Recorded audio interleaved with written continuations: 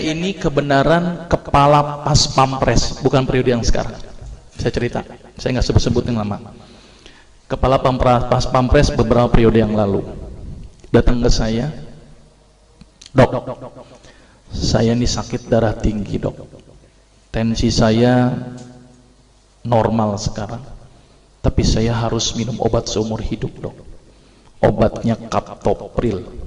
Saya bosan minum obat ini. Bisa nggak dok saya nggak minum obat ini? Saya pada waktu itu terkenal sebagai terkun, Mbak, dokter plus dukun itu ya. Jadi datang ke saya pengen nggak pakai obat.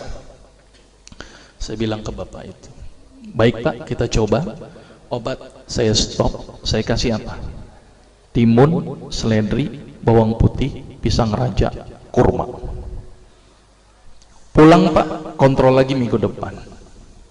Apa yang terjadi setelah minggu depan? Tensinya tambah naik Pak. Dokter gimana sih dok? Bukannya stabil kok malah naik. Kenapa ini dok? Wah, saya ngeliat tampangnya udah serem banget itu kan. Yaudah deh Pak, saya coba lagi, dosis saya naikkan Pak. Timun dinaikkan, bawang putih dinaikkan, pisang raja dinaikkan, kurma dinaikkan. Orang bilang belenger nih orang gitu ya. Kontrol lagi Pak minggu depan. Apa yang terjadi Pak?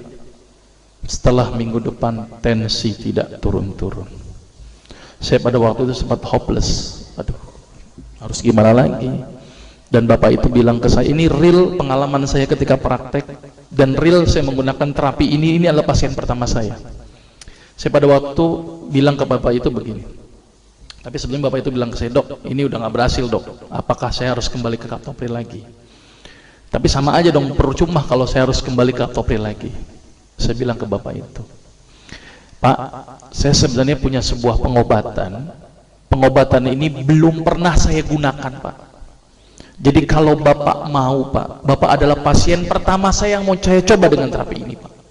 Daripada bawa pulang nggak bawa apa-apa, kalau bapak pun mau. Dia mikir, ya udah dok, daripada saya pulang nggak bawa apa-apa, boleh deh saya coba. Ini luar biasa ini ya. Akhirnya saya bilang kepada bapak itu, baik Pak, saya coba terapi ini. Kalau 2 minggu tidak ada perubahan, bapak nggak usah ketemu saya lagi. Tetapi kalau bapak ada perubahan setelah 2 minggu, tolong Pak ketemu saya lagi selama 2 minggu. Tapi kalau tidak ada perubahan Pak, bapak nggak usah ketemu saya lagi, berarti saya gagal. Dia mikir berapa saat. Baik dok, apa terapinya? Sederhana Pak pada waktu itu. Saya suruh apa bapak itu? Siap dok, apa yang dokter lakukan? Saya bilang ke bapak itu, Pak, tolong bapak senyum sehari 20 kali Pak. Dan setiap kali senyum selama 20 detik. Gila nih kali dokter ya. Bukan dikasih obat malah dikali senyum gitu ya. Sudah Pak, jalankan saja. Kalau tidak sembuh nggak usah ketemu saya lagi, tapi kalau sembuh tolong 2 minggu ketemu saya lagi. Dia mikir, baik dok, tapi bagaimana kalau saya tidak bisa senyum? Ya udah Pak, ngelihat kaca senyum sendiri. Saya suruh begitu. Ini jujur saja, ini kasus pertama saya, dan saya waktu itu nekat saja karena saya sudah hopeless, harus bagaimana lagi kan, daripada dia tidak mau kembali ke kaptopril. Akhirnya di luar perkiraan saya Pak.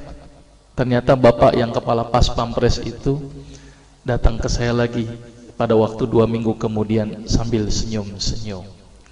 Berarti kesimpulannya Pak, sembuh Pak. Kenapa kok bisa sembuh? Ini yang pertanyaan cukup mendasar. Kenapa kok senyum bisa sembuh?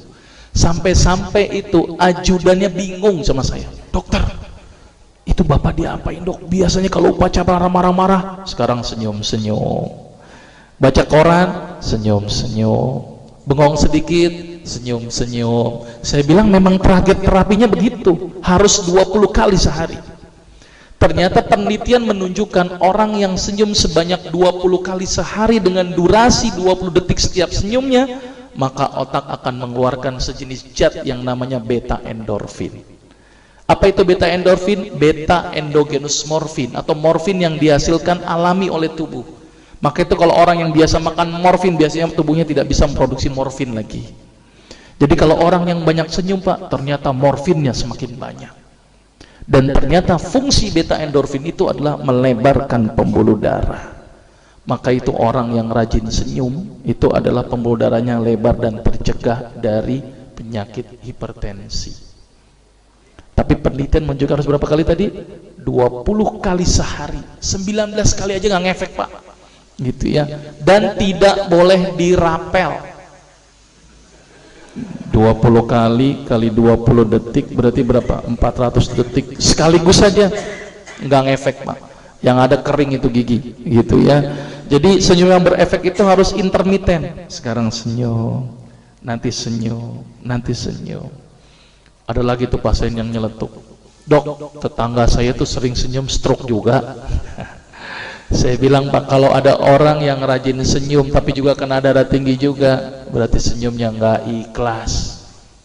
Ngelihat orang melarat senyum-senyum, orang susah senyum-senyum. Nah ini senyum yang nggak bermanfaat Pak. Jadi senyum yang berefek itu adalah senyum yang dihasilkan dari hati yang datangnya ikhlas karena Allah Pak, bukan karena siapapun. Ya, jadi mulai sekarang harus berapa kali tadi? 20 kali penelitiannya. Karena senyum 20 kali akan mengeluarkan sejenis zat di dalam tubuh yang fungsinya melebarkan pembuluh darah. Maka itu orang-orang yang sakit darah tinggi, protap pertama saya apa? Senyum. Orang yang sakit jantung, senyum. Orang yang sakit stroke, senyum dulu. Kalau dia nggak bisa senyum Pak, berarti gagal pengobatannya.